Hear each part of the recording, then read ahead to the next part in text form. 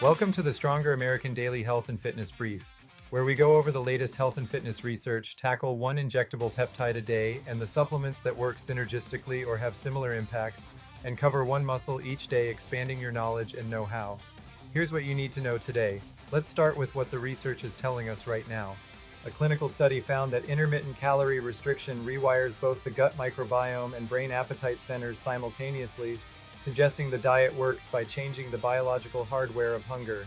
Separately, a Penn State randomized trial showed that just 4 minutes of daily resistance training produces dramatic strength improvements in adults 65 and older in as little as 12 weeks, challenging the idea that exercise needs to be lengthy to be effective. Now, today's peptide research update. Irisin is an exercise-induced myokine your muscles release during both aerobic and strength training.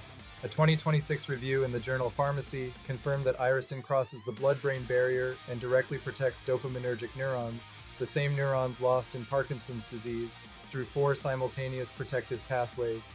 The surprising finding was that moderate intensity exercise done at about 40% of maximum effort for an hour outperformed high-intensity interval training for brain protection and motor function. Every workout you do is generating a molecule that may literally slow neurodegeneration. And here are the supplements that support the same pathway, no prescription required. Omega-3 EPA and DHA at 2 to 3 grams per day boosts PGC1 alpha, the gene that drives irisin production, meaning you get more of this neuroprotective molecule from the same workout.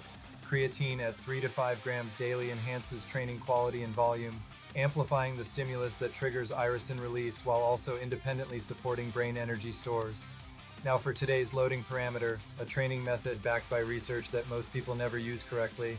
Functional isometrics mean pushing or pulling maximally against the fixed safety pins of a power rack at the exact position where your lift breaks down.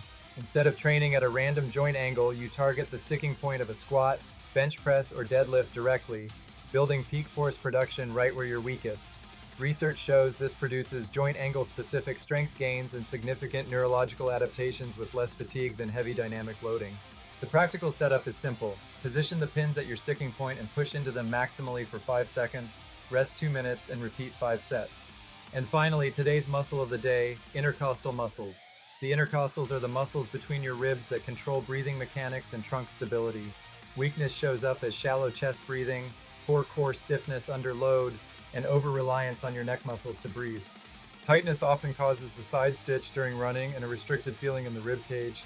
The best exercises are a resistance band rib expansion breathing drill to train active thoracic expansion and landmine lateral rotations to challenge intercostal coordination under load.